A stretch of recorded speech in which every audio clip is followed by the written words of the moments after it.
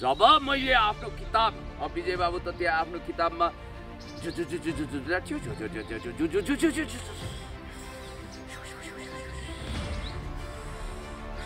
गरेर जोखाना हेरिरहनु भएको थियो रिठे झाँक्रिए जस्तो। सङ्कट पर्यो भने पुण्य गौतम दाईलाई 9841 वाला फोनमा फोन गर्नुहोस्।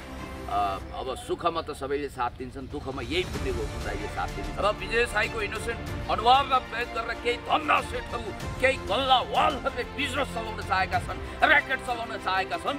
त्यो चक्रव्यूहबाट तपाईँलाई अभिमन्यु बनाउन उनीहरूले खोजिरहेका छन्। तपाईँ त्यसबाट मुक्त हुनुहोस् भन्ने विजय साई भाइ सेरो फेरो सबै मेरो भन्ने चिन्तन छोड्नुहोस्। यो दुनियाँमा कसैको पनि ख्याति प्रसिद्धि धन स्थायी छैन। सुखपछि दुःख आउँछ, दुःखपछि सुख आउँछ। जिन्दगीलाई बुझ्नुहोस्। अब तपाईँले 3 करोड जनताको ठेक्का लिने कुरा गर्नुहुन्छ। तपाईँलाई बेलुन बनाएर उडाइसके, चङ्गा बनाएर लट्टाइबाट चुडाल्ने भइसके। विजय बाबु जे हुनु भइगयो सम्हाल्नुहोस्, आत्तिनु पनि पर्दैन। अब खुसीमा चाहिँ तपाईँको दाईको खुरल्ला जस्तो फुरुक फुरुक जुरुक जुरुक हुने, अनि दुःखमा चाहिँ मरिच जस्तो स्याप्पै चाउरिने यो चरित्र पनि लिनु हुँदैन।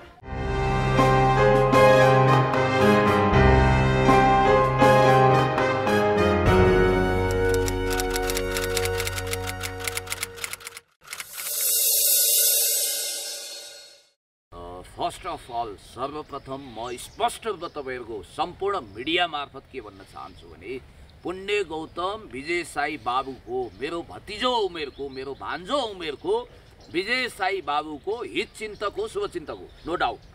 म उहाँको खुनखुत्रो उतार्नको निम्ति, बालको खाल उतार्नको निम्ति कम्मर कसेर, कन्दनी कसेर, 12 हातको पटुकी कसेर मैदानमा उत्रिएको मान्छे होइन। किनभने विजय साई भाइको उत्तरोत्तर प्रगति होस्, सुख होस्, खुसी होस्, उनले लटालट प्रगति गरून् म चाहन्छु। तर भइदियो के भने विजय साई भाइको बारेमा जुन जुन फन्डाहरूको सृजना हो नि, पत्याउनै नसकिने, इन्क्रेडिबल भनिन्छ त्यसमा अङ्ग्रेजीमा, त्यस ढङ्गको अब उहाँले त कतिसम्म दाबी गर्नुभयो भने मेरो दिमाग यति सुपरफास्ट छ कि थ्योरी अफ रिलेटिभिटी प्रतिपादन गर्ने अल्बर्ट आइन्स्टाइन भन्दा पनि खुङ्खार छ। ब्ल्याक होलको मान्यता, a brief history of time लेख्ने र आधुनिक स्टेफेन हकिङ्स भनेर चिनिने, के अरे आधुनिक अल्बर्ट आइन्स्टाइन भनेर चिनिने स्टेफेन हकिङ्स भन्दा पनि म तगडा छु, मेरो दिमाग त्यति चल्छ रे भनेर उहाँले आफैलाई बधाई दिनुभयो, धन्यवाद दिनुभयो विजय बाबुले। संसार आश्चर्यचकित भयो। अनि त्यसपछि उहाँको विषयमा धेरै चर्चा परिचर्चा हुँदा मैले केही प्रश्नहरू, लजिकल प्रश्नहरू यस बारेमा उठाएँ कि विजय साई भाइमा मैले किलोवाट क्षमता चाहिँ देखेको छु। वकन्ती विद्या धावन्ती खेती भन्छ। तर उहाँले दाबी गरे अनुसारको उहाँको प्रतिभा छ त? सत्य कुरा त बोल्नुभयो। पुण्य गौतमले कहिले पनि इन्साफ, सत्य, न्याय, देश, जनता आदि इत्यादिलाई केन्द्रमा राखेर कुरा गर्छ। उसले अन्याय, अत्याचार, भ्रष्टाचार, विकृति, विसङ्गति विरुद्ध नेमबम धावा बोल्छ। हाडे ओखर जस्तो छ, बाहिर अति कडा, भित्र नरम, दयालु पनि छ, मायालु पनि छ, कृपालु पनि छ। गरिब दुखी निमुखाको निम्ति मरिमेटेर लाग्छ। एक छाक खान्छ तर कसैलाई पनि भोको देख्न सक्दैन भन्ने कुरा तपाईँहरूलाई थाहा छ। र यही सिलसिलामा मैले केवल के भनेको हो भने रिपोर्टर्स क्लबमा यसभन्दा अगाडि पनि मलाई बोलाइएको थियो। लौ न विजय बाबु, मैले त्यतिखेर 4वटा किताब लगाएको थियो। Pirates and emperor, new and old, जसलाई नोम चम्स्कीले लेख्नु भएको थियो। त्यसै गरी political order in changing society, written by Samuel P Huntington, political साइन्सको पिएचडी स्कलरको लागि बहुत महत्त्वपूर्ण टेक्स्ट बुक हो त्यो।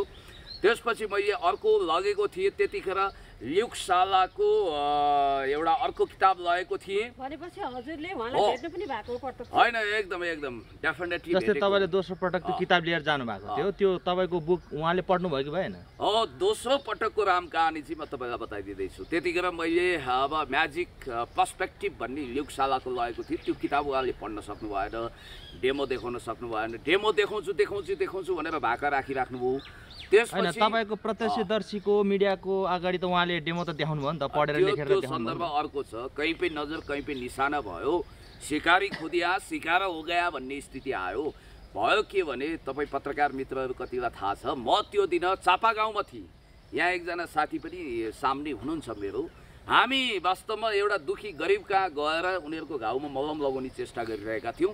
यसरी फोन आयो, यसरी म्यासेज आयो कि लौ न तपाईँ नआइकन त जहाजै डुब्ने भयो भन्ने टाइपले भनिसकेपछि हामी थाहा छैन नजाने हानेको काँड जस्तो वायु पङ्खी वेगमा, सायद मोटरसाइकलको गति 110 थियो कि, एक्सिडेन्टको जोखिम मोलेर हामी गुटुटु आयौँ। कतिखेर रिपोर्टर्स क्लब छियौँ थाहै भएन। अनि एकजना मित्रले त त्यहाँ म्याच फिक्सिङ सेटिङ शैलीको कुरा गर्नु, लौ न तपाईँले झोलाभरि किताब ल्याउनु भएको होला, तपाईँको झोलाको किताब चाहिँ विजय बाबुले पढ्नुहुन्न। विजय भाइले, हामीले विजय भाइलाई सेफ ल्यान्डिङ दिन खोजेको हो, त्यो जम्बो जेटलाई ग्राउन्डिङ गर्नु पर्यो, सेफ ल्यान्डिङ गर्नु पर्यो र तपाईँलाई हामी केही किताब दिन्छौँ, त्यही किताब चाहिँ तपाईँले विजयलाई दिनु पर्यो भनेर भनिसकेको छ। तपाईँलाई त्यो कुरा गर्नुभयो? यस, एब्सोल्युटली। अनि त्यसपछि मैले नो थ्याङ्क्स भनेर भित्र गएँ। अब त्यहाँ त के भने भैँसीसँग जोगीसँग भैँसी डराउने स्थिति भने जस्तो मलाई पत्रकार बन्धुले भन्नु अलरेडी पुण्य गौतम कतै सेटिङमा त छैन, म्याच फिक्सिङमा त छैन भन्ने उहाँहरूलाई शङ्का रहेछ। पुण्यजी तपाईँले ल्याएको किताब यहाँ आज पढिँदैन है भन्नुभयो। मैले पनि के भने तपाईँहरू पनि म्याच फिक्सिङमा हुन सक्नुहुन्छ, त्यसकारण तपाईँहरूको किताब पनि मलाई मान्ने छैन भन्ने बित्तिकै मलाई मञ्चमा बोलाइयो। उहाँहरू मुसु हाँसिरहनु भएको थियो। जब मैले आफ्नो किताब, विजय बाबु त त्यहाँ आफ्नो किताबमा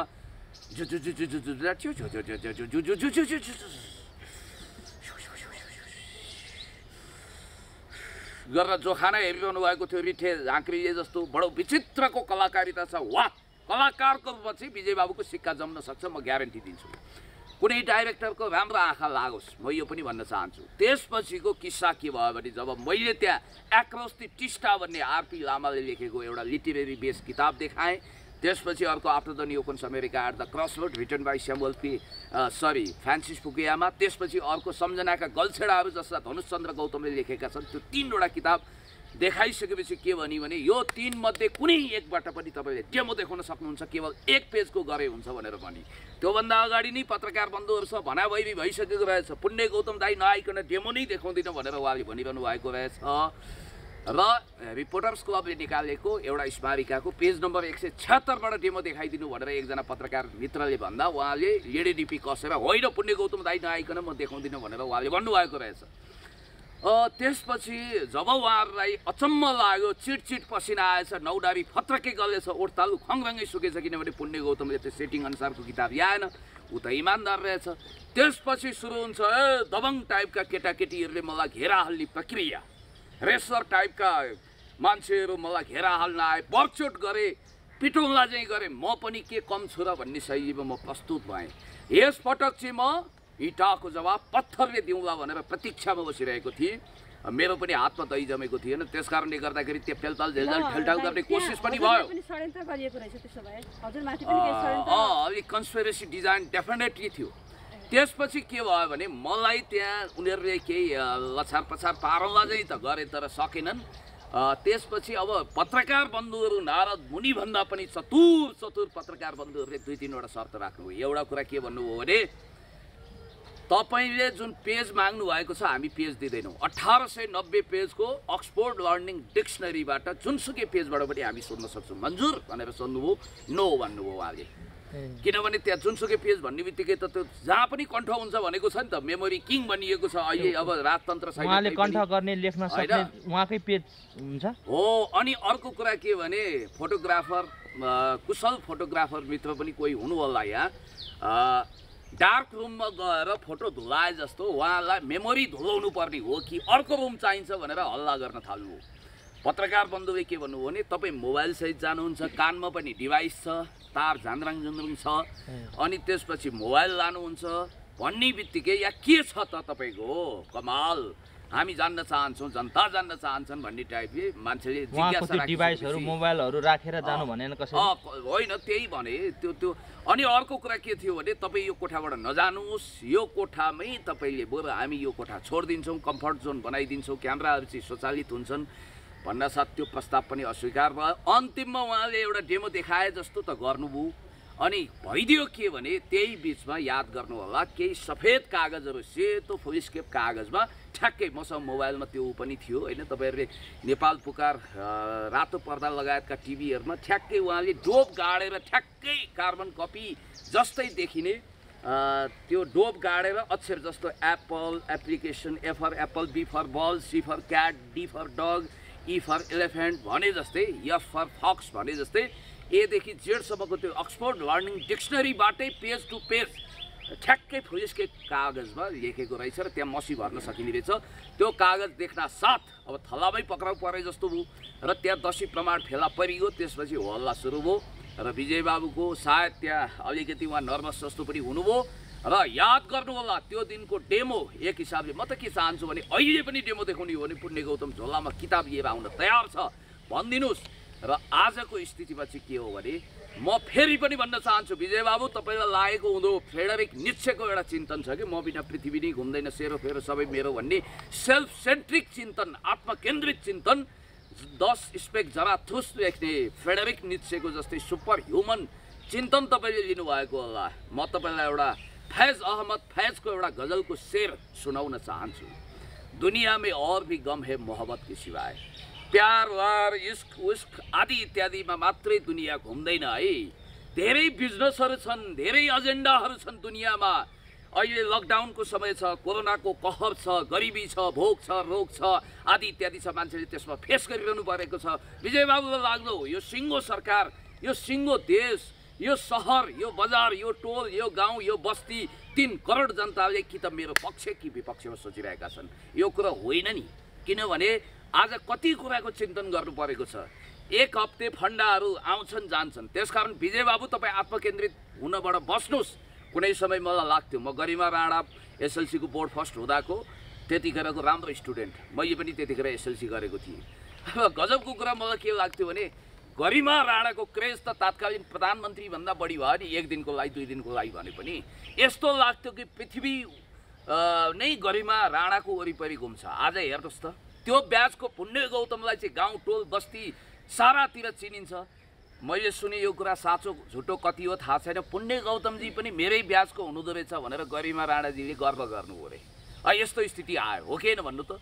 अनि उहाँ गौरीकाको आमा, स्विमिङ गर्ने टप गौरीकाको आमा भनेर अहिले चिनिनुहुन्छ गरिमा राणा। एसएलसीको बोर्ड फर्स्ट भनेर कमैले चिन्छन्। डाक्टर बाबुराम भट्टराई बाहेक बोर्ड फर्स्टहरूको त्यति धेरै चर्चा पनि छैन। मिस वर्ल्ड को हो त्यो चाहिँ अलिअलि थाहा होला। अब नेपाल सुन्दरीहरू पनि 2-4 वर्षपछि धेरै आइसकेपछि छायामा पर्छन् भने जस्तै विजय बाबु तपाईँले याद गर्नु होला।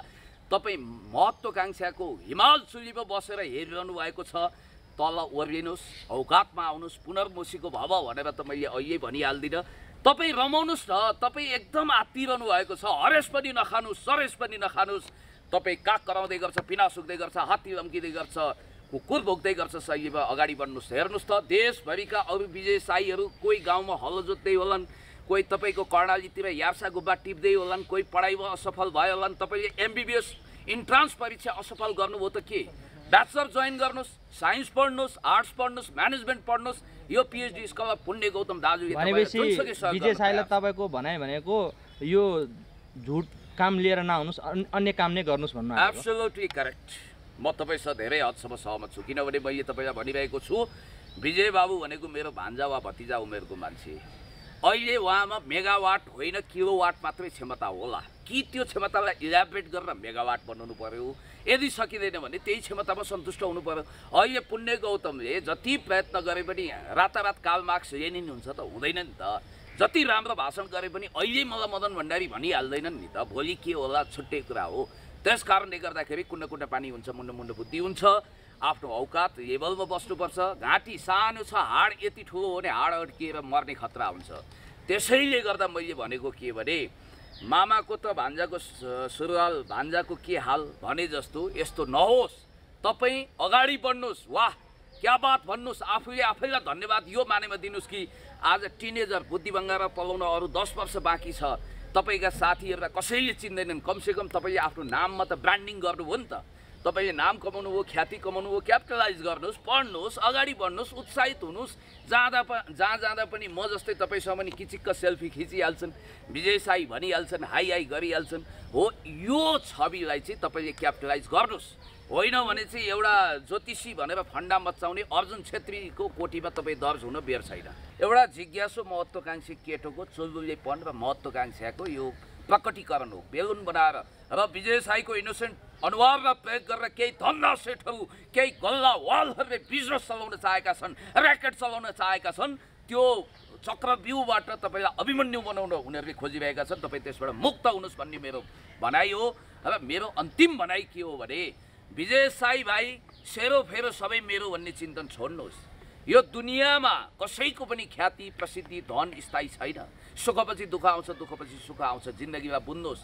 अब तपाईँले 3 करोड जनताको ठेक्का लिने कुरा गर्नुहुन्छ। तपाईँलाई बेलुन बनाएर उडाइसके, चङ्गा बनाएर लट्टाइबाट चुडाल्ने भइसके। त्यस कारणले गर्दाखेरि आफू जुन स्टेजमा हो त्यो स्टेजबाट सङ्घर्ष गर्दै अगाडि बढ्नुपर्छ। विजय साईले यो सोच्नु पर्यो कि उनले डेमो देखाए पनि यहाँ ठुलो जुलुस निकालेर अबिर जात्रा गरेर रथारोहण गरेर यहाँ चकाचौध भइहाल्दैन। पृथ्वीको सृष्टिको नियम बदलिँदैन। विजय साई भाइले डेमो देखाउन नसके पनि बर्चोट गरेर अब हामी उफ्लेर ताप्लेर विजय खोज्दै हिँडेका छौँ त। त्यसकारण विजय बाबु जे हुनु भइगयो सम्हाल्नुहोस्, आत्तिनु पनि पर्दैन। अब खुसीमा चाहिँ तपाईँको ताईको फुरल्ला जस्तो फुरुक फुरुक जुरुक जुरुक हुने, अनि दुःखमा चाहिँ मरिच जस्तो स्याप्पै चाउरिने यो चरित्र पनि लिनु हुँदैन। मेरो भनाइ यति हो कि पुण्य गौतम फुलको आँखाबाट हेर्छ, त्यसैले फुलै फुलको संसार देख्न चाहन्छ। काँडाको आँखाबाट मैले कहिले पनि हेरिनँ। र विजय साईको उत्तरोत्तर प्रगति होस्, खुसी होस्, समृद्धि होस्। भाइ तपाईँ अगाडि बढ्नुहोस् र सङ्कट पर्यो भने पुण्य गौतम दाईलाई 9841 वाला फोनमा फोन गर्नुहोस्। अब सुखमा त सबैले साथ दिन्छन्, दुःखमा यही पुण्य गौतम दाईले साथ दिनेछ। धन्यवाद, नमस्कार।